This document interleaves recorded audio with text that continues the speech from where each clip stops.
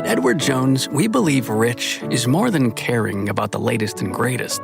It's also taking care of what gives your life meaning.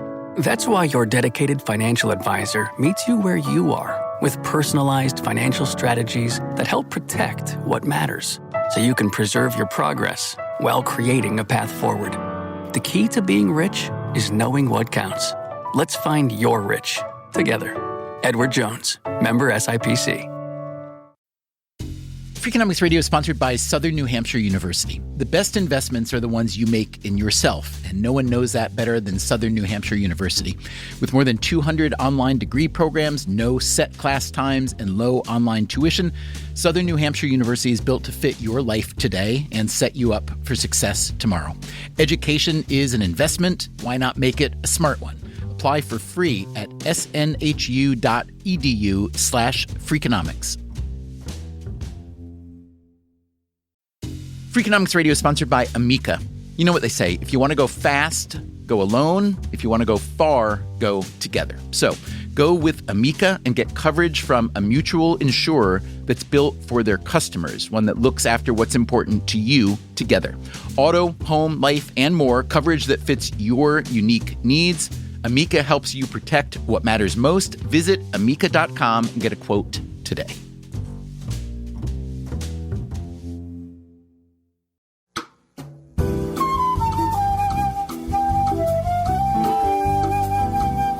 Hey, podcast listeners, this is Stephen Dubner, your host. This episode is about failure. We originally put it out last year, but in case you failed to listen then, see what I did there? We are giving you another chance, and if you did hear it before, I hope you'll find something new this time around. You'll hear about Go Fever and how the Challenger space tragedy could have been avoided.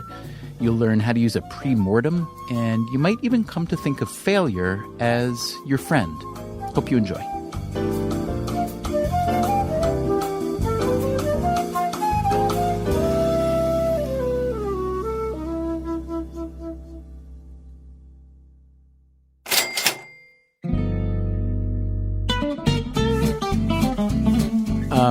So, Levitt, you're a fairly successful fellow.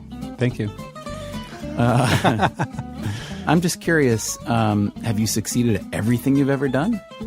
No, I've mostly failed at everything I've ever done. Particulars, please? Well, definitely golf. Golf has been a lifelong failure. You know, when I was a kid, all I wanted to be was a professional golfer. And thank God that I was so bad at golf that I couldn't even imagine trying to be a pro golfer. I think one of the worst lives you can have in some sense in a modern world is thinking you're good enough to play pro golf, not being good enough to play pro golf, struggling for a decade or 20 years, and then you got nothing to show for it. But luckily I was so bad I couldn't even pretend to follow that path.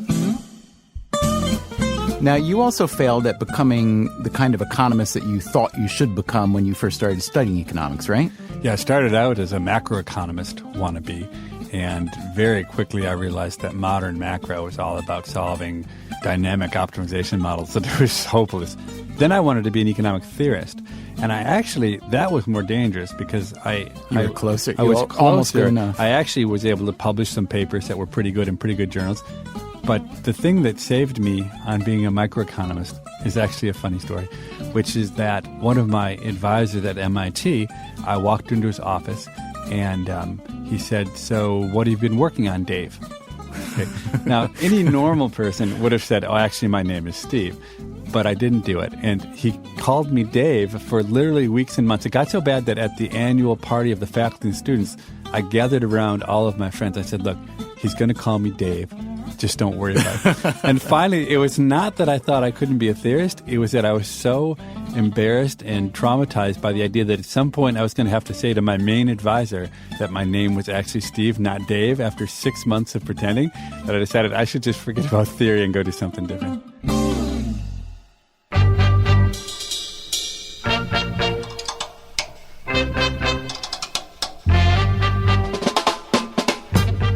From WNYC, this is Freakonomics Radio, the podcast that explores the hidden side of everything. Here's your host, Stephen Dubner.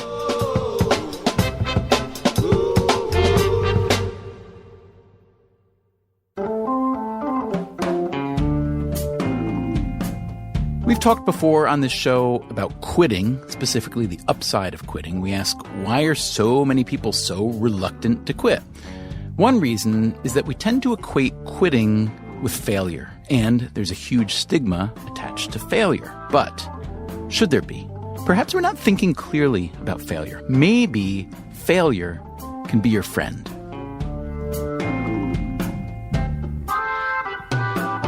I always tell my students, fail quickly. The quicker you fail, the more chances you have to fail at something else before you eventually maybe find the thing that you don't fail at. Here's the thing. When failure is stigmatized, demonized, people will try to avoid it at all costs, even when it represents nothing more than a temporary setback. Steve Levitt, my Freakonomics friend and co-author, he does some consulting on the side.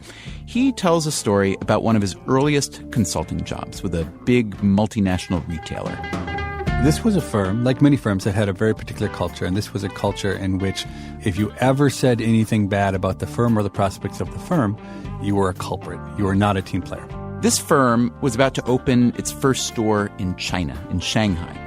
It was a pretty big deal, and for all kinds of reasons, it was really important that the store open on time. So about 2 months before the scheduled opening, the CEO summoned the leaders of the 7 teams that were involved in the store's opening, and he asked each of them for a detailed status report. All the reports were positive. Then the CEO asked all 7 team leaders to pick one of 3 signals, a green light, yellow light, or red light, to show how confident they were that the Shanghai store would indeed open on time. All 7 went with the green light. Everyone was so excited. They were completely on track for this opening 2 months later. Now, there was a very smart set of people at this firm who completely understood how this culture, while helpful in some ways, was potentially detrimental in others. So they had set up an internal prediction market. And they wanted people to be able to express their true opinions. And the market, this sort of prediction market, is a great way to get people to tell you the truth because it's anonymous and because there are actual incentives, money incentives tied to it. And it's fun because people like to win. It was a competition to see who could amass the most money by buying and selling securities that were tied to the outcome of the firm. And unlike a stock market, which is not supposed to allow insider knowledge, this is actually the opposite, right? In a firm, you're trying to get the best knowledge you can from people who actually are working on the project. Exactly. Right? The firm had put this internal prediction market into place exactly with the hope that they could learn the truth about what was going on because they weren't sure they were learning it otherwise.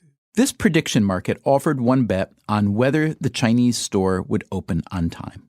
Now, considering that all 7 team leaders involved in the opening had given it the green light, you might think that everybody at the company would be bullish. They weren't. The company's internal prediction market showed a 92% chance that the store wouldn't open on time. So guess who was right? The anonymous bettors in the prediction market or the team leaders who had to stand in front of their bosses? So even though the 7 teams had all said, we're sure we're on track, everybody basically knew almost for sure that there was almost no chance the store would open on time. And indeed, the store did not open on time. What does that say about these 7 team leaders who had to present to the CEO and their fear of failure? Was it fear of failure or was it just fear of appearing that they're not doing their job well? How does failure factor in? Well, you know, it's funny because in this case, failure can be defined in different ways. I mean, ultimately, they failed. The store did not open. Could you pin that failure on any individual? Not really. But it's tricky because the incentive, I mean, we've talked so much about incentives over the years and what kind of incentives. I mean, obviously there were some financial incentives associated with their jobs, but that wasn't it. I think that what really was most costly is for you to stand up in the room and be the only one willing to say, I'm really sorry, and I know we've been planning this launch for 5 years, but we botched it and we're not going to make it. But there was no place for that.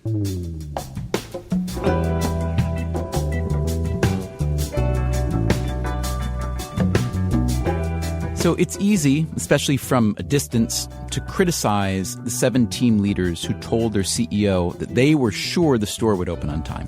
From the sound of it, this CEO had what is called go fever. You ever heard of go fever? That is a phrase associated with NASA having to do with rocket launches.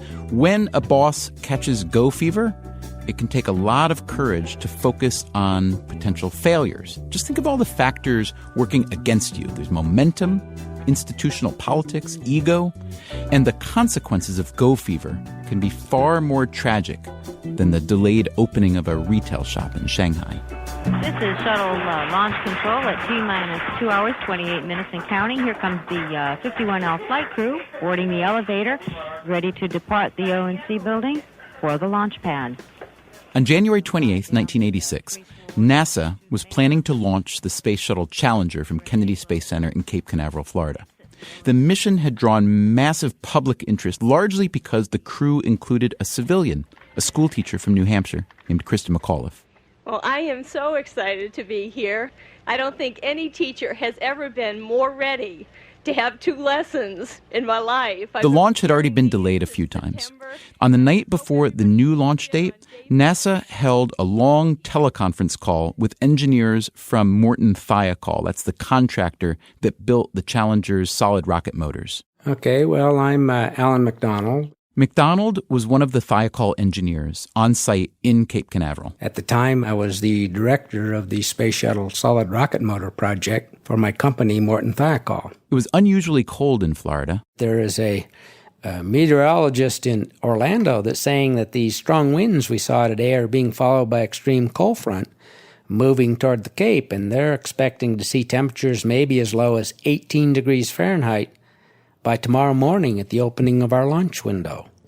And I says, good grief. I says, I'm really concerned that our O-ring seals and these big joints will operate properly at those kind of temperatures. These O-ring seals kept the extremely hot gases, like 6,000 degrees hot, from escaping the shuttle boosters. You do not want those gases to escape the shuttle boosters.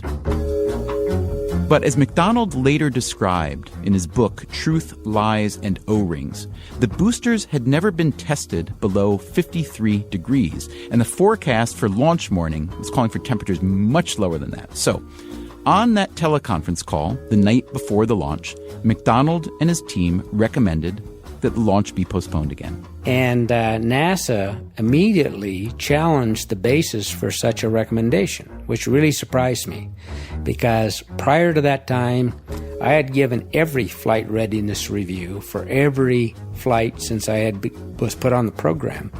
And I was challenged at every one of them of making sure that I could say it was safe enough to flight.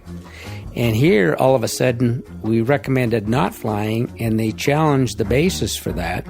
McDonald couldn't believe that NASA wanted to launch despite what he saw as an obvious risk. I was amazed that they made such statements because we always erred on the side of safety. In fact, the engineers got put into a position to prove that it would fail, and they could not do that. And that's a whole different question. According to McDonald, his boss back at Morton Thiokol headquarters in Utah got off the NASA conference call for about 30 minutes to talk about the situation with other Thiokol executives. When he got back on the line, McDonald says, the recommendation to postpone the launch had been reversed. McDonald was angry, but he'd been overruled. The launch was back on. Now, NASA requested that the responsible Morton Thiokol official sign off on the decision to launch. I knew who that responsible Thiokol official was. That was me. That was my job. That was my responsibility. That's why I was where I was at. And I did the smartest thing I ever did in my entire lifetime. And that was I refused to sign the launch recommendation. As a result of that, my boss had to sign it and send it down to me. Which he did by fax machine. As the engineers were waiting for the fax, McDonald spoke up again. So then I got more frustrated, and I says, well, let me tell you something. I certainly hope nothing happens tomorrow. But if it does, I'm not going to be the person to stand before a board of inquiry and explain why I gave you permission to fly these solid rocket motors in a condition that I knew they were never qualified to do.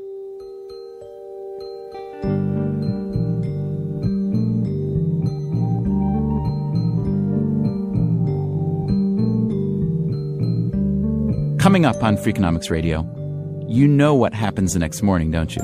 Flight controllers here looking very carefully at the situation. Obviously a major malfunction. The only thing I saw flying were the solid rocket boosters. They were still going. everything else had disappeared in this huge explosion cloud in teeny pieces. And what if you could learn how you might fail without going to the trouble of actually failing? So lean back in your chair, get yourself calm and just a little bit dreamy. I don't want any daydreaming, but I just want you ready to be thinking about things.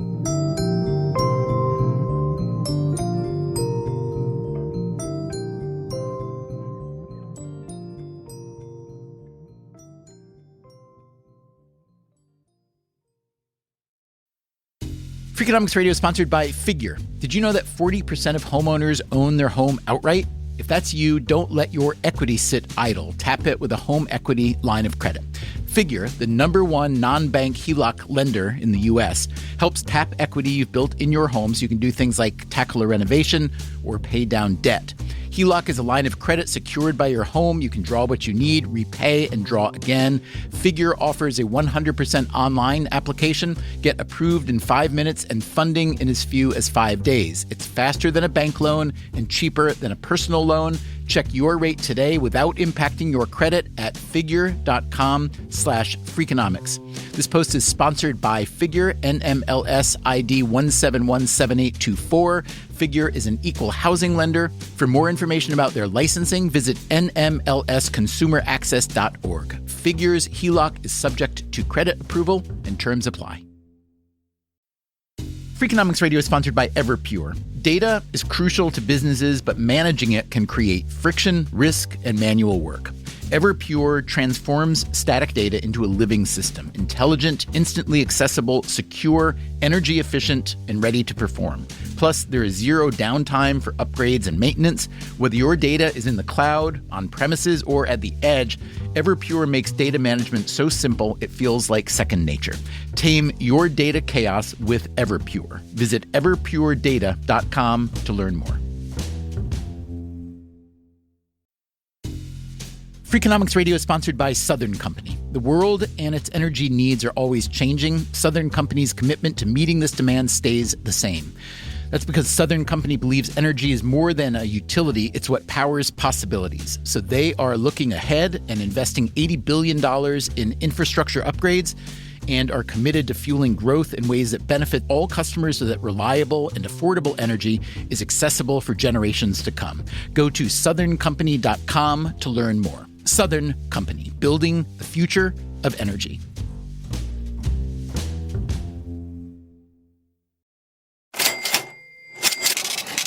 From WNYC, this is Freakonomics Radio. Here's your host, Stephen Dubner.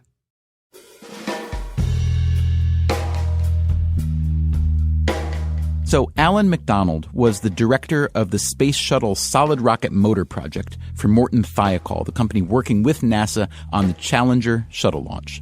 The night before the launch, McDonald recommended the launch be delayed out of concern that the shuttle's O-ring seals might fail in the unseasonably cold Florida weather. But McDonald was overruled. The next morning, he walked to launch control. Carrying my briefcase in one hand, my headset in the other. And it was like 22 degrees, and I saw these icicles hanging all over the place. And I said to myself, they obviously aren't going to launch this thing today. And I was amazed. They finally came on and said they were going to send a team, an ice team, out to see if they could knock the ice down as much as possible to reduce the debris risk. And they did that. They ended up doing that actually twice before they finally went into the terminal count and launched the Challenger. 10, 9, 8, 7, 6. We have main engine start. And I remember I held my breath. 3, 2, 1, and liftoff. Liftoff of the 25th Space Shuttle mission, and it has cleared the tower.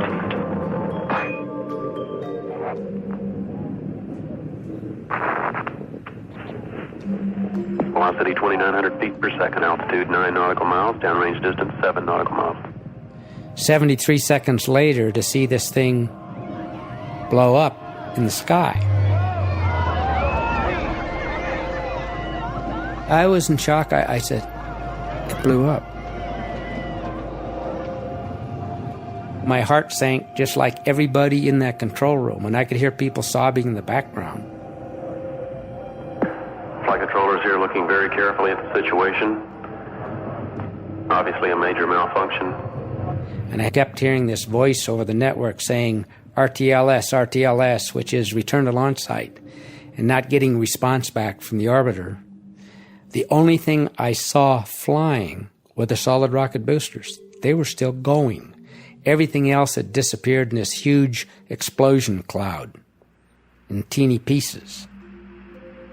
We have a report from the flight dynamics officer that the vehicle has exploded. Flight director confirms that. We are looking at checking with the recovery forces to see what can be done at this point. No way they could have survived that, in my opinion. And they didn't, obviously.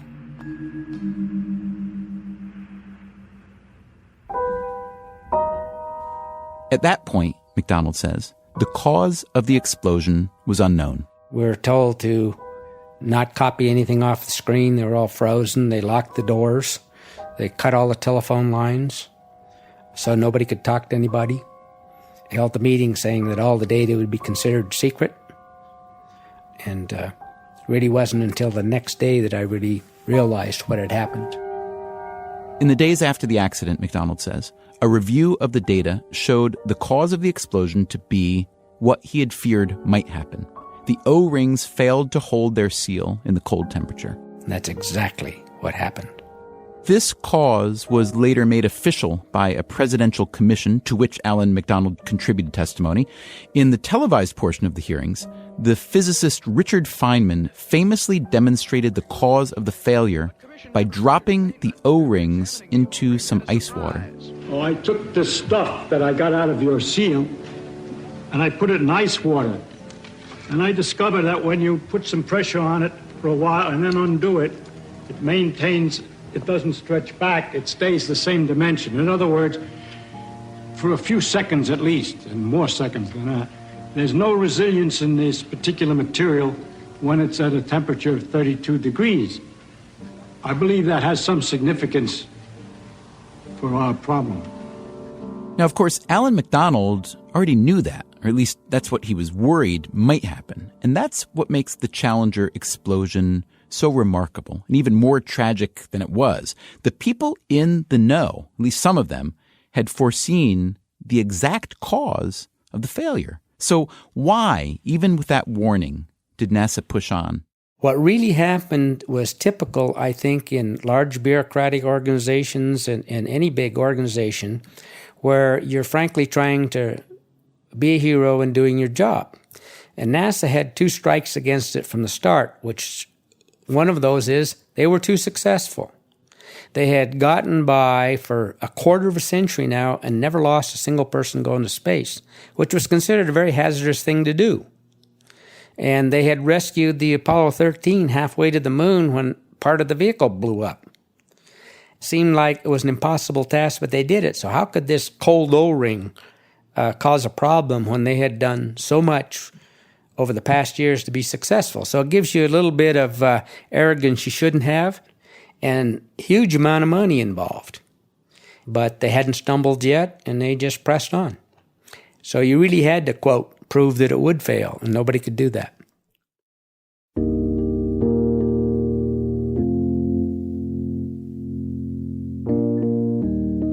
You might think it's a rare case when a group of decision makers know with such precision just what will go wrong with a project. But is it? What if there were a way to peek around the corner on any project to see if it's destined to fail? That is, if you could learn how you might fail without going to the trouble of actually failing. I'd like you to meet Gary Klein. I'm a cognitive psychologist. I got my PhD back in 1969 in experimental psychology. Klein's most recent book is Seeing What Others Don't, The Remarkable Ways We Gain Insights. He studies decision-making, especially how people make decisions in real settings, like the Challenger launch. The Challenger incident has been intensely studied and serves as a wonderful object lesson. And what we saw here was repression of consequences that you didn't want to have to deal with because it would have been so inconvenient.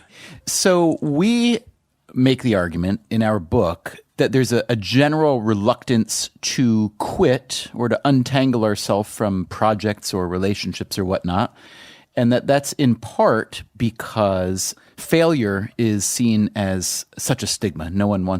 We don't want to quit because we don't want to be seen as having failed. And so let's talk first of all about the stigma of failure. Do you think it deserves it, or do you think we should rethink the way we consider failure generally?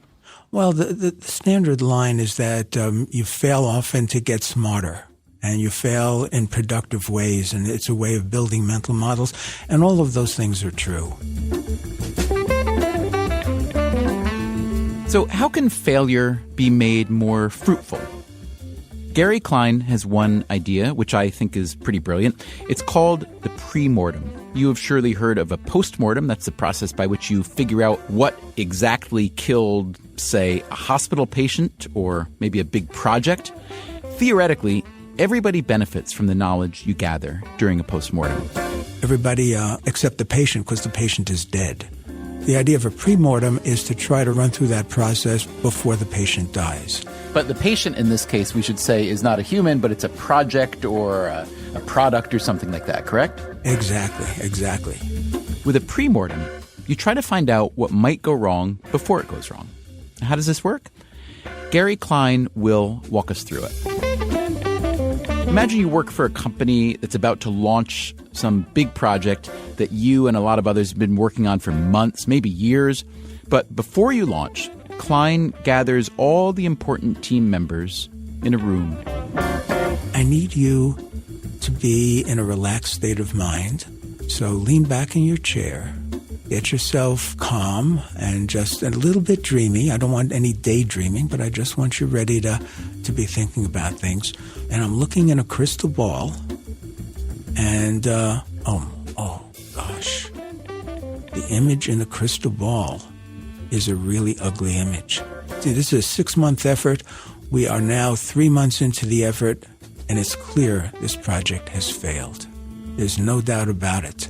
There's no way that it's going to succeed. Oh, and I'm looking at another scene a few months later. Project is over, and we don't even want to talk about it. And when we pass each other in the hall, we don't even make eye contact. It's that painful, okay? So this project has failed, no doubt about it. Now, for the next 2 minutes, and I'm going to time this, for the next 2 minutes, I want each of you to write down all the reasons why this project has failed. We know it failed, no doubts. Write down why it failed. I keep a strict clock because we don't want to chew up too much time on this. And I see everybody is writing, and I say there's 20 seconds to go, and they're writing faster because they're trying to get everything in. And now 5 seconds, and then, okay, finish the sentence, and then pencils up.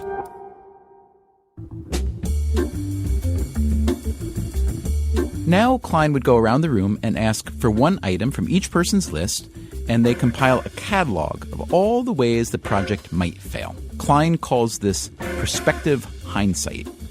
And what does it accomplish? It really reduces overconfidence, and people are usually way too confident at the beginning of a project. So the pre-mortem tempers that overconfidence.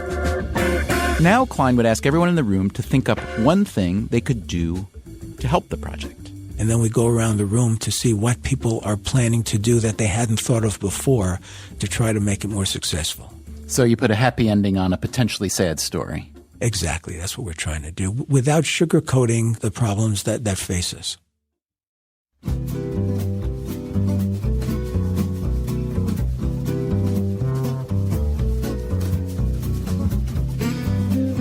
Now, here's an obvious question. If you are running a pre-mortem and everybody involved with the project is able to come up with a few ways in which the project might fail, why are these potential problems only coming up now when the project is about to launch?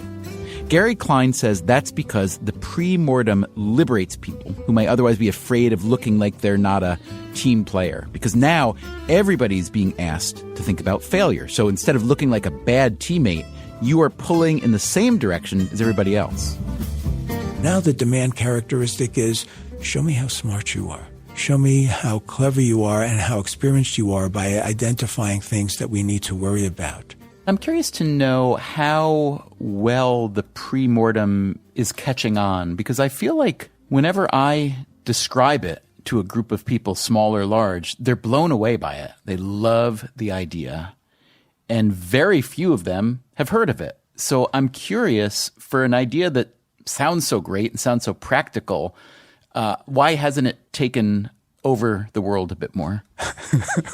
That's very kind of you. I'm not entirely sure. I think one reason is we have not gone out of our way to publicize it. This was just a kind of activity that grew up out of our own practice, and we were just doing it internally. And after we would do it with a few project managers, sponsors, and they said, can you use it with some of our other projects even though you're not involved? So I sort of see it the other way. I'm surprised at how many people are using it. I hear about people using it, and nobody ever mentioned it to me. So I'm impressed that it's gotten as much mileage as it has.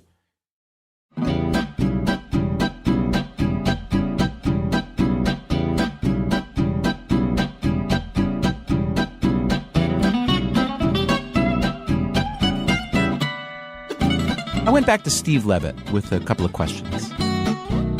Why do you think there's such a stigma associated with failure generally? I think to be willing to accept failure, you have to have self-confidence. That you have to be accepting of the idea that failing doesn't define who you are. Failing gets something out of the way that keeps you from finding the thing that you're actually going to be good at. And I mean, look, we're spoiled, right? You and I both have stumbled onto a lot of success, and it's so much easier to be terrible at things and to admit you're terrible when in other parts of your life you get rewarded and people, write your letters and say you're great. So I think it's easy for us to accept failure. And honestly, I think I've gotten much better as I've gotten older at being able to laugh at myself. I was really insecure for a long time. I didn't want to show people I was bad. But now I think I've actually I often will laugh the hardest. When I do stupid things, I laugh the hardest. So what's the strategy if you're the CEO or if you're another CEO, even if you're the CEO of a two-person operation listening to this, what is the strategy to encourage people to acknowledge that failure may happen and that we'd be much better off dealing with the failure beforehand than after? I think the only credible way to make failure acceptable is to celebrate failure. I know at my little firm, TGG, The Greatest Good, we had our greatest failure actually turned out to be our greatest success, I think, in terms of morale building. When I got asked to give a speech to one of our clients, and I told the truth in that speech, and it led to our being fired the very next day. The executives of the company, it turned out, weren't that interested in hearing the truth. And unceremoniously, through email, we were fired from one of our biggest accounts. And the thing was that we celebrated it. Not just pretend celebrated, we really celebrated, because our view was there's no point in staying up all night working on projects for clients if they don't appreciate it. If they don't want to hear the truth, then how in the world do we want to spend our life doing this work? And what happened was that people at our little firm, I think they would have thought we'd be upset. And it wasn't just me, the other people who ran the firm. We couldn't have been happier, and we broke out beer and wine, and we celebrated the fact that one of the biggest companies in the world had decided to fire us because we told the truth.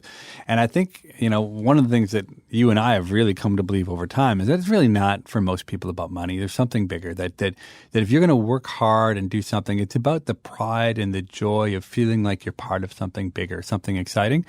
And the folks who worked at our little consulting firm actually felt that day that it was about something bigger, that we were about the truth. We were about doing good work. And that's hard to do in a business setting. But it was, I don't know, I want to get all misty out of it, but it's kind of magical.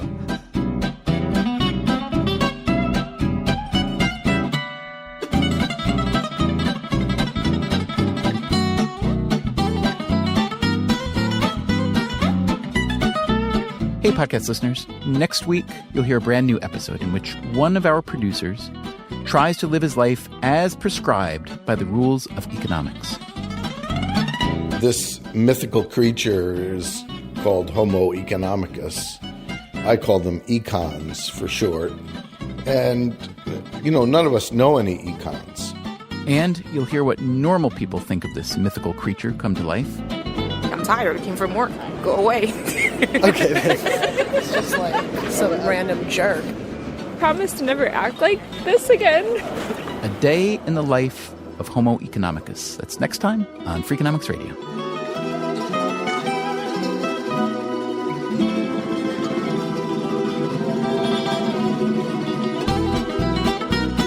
Freakonomics Radio is produced by WNYC and Dubner Productions. Our staff includes Greg Rosalski, Caroline English, Susie Lechtenberg, Merritt Jacob, and Christopher Worth. This episode was produced by Greta Cohn and mixed by David Herman.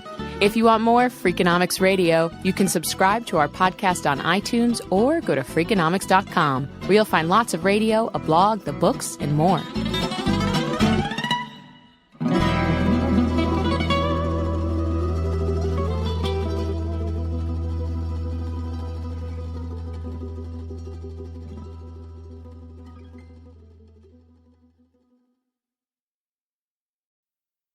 Freakonomics Radio is sponsored by Ozempic.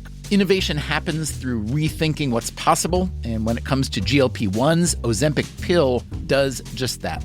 Learn more about Ozempic semaglutide tablets, 4 and 9 milligrams, by calling 1-833-OZEMPIC or visit Ozempic.com to view the medication guide and ask your doctor what's possible with FDA-approved Ozempic pill.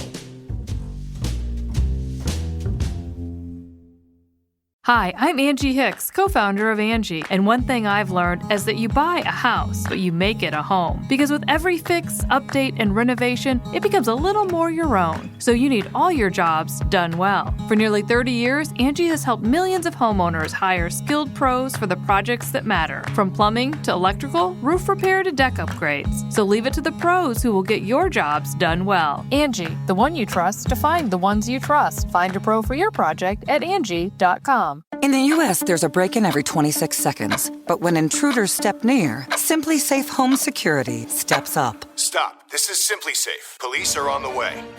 Using AI alerts, U.S.-based live agents help deter break-ins. Simply Safe, no long-term contracts. Save 50% on your new system with professional monitoring at simplysafe.com/SXM or with promo code SXM. Outdoor deterrence requires a Simply Safe Active Guard outdoor protection plan starting at $49.99 a month. Visit simplysafe.com/licenses for alarm license information. Tennessee 2012.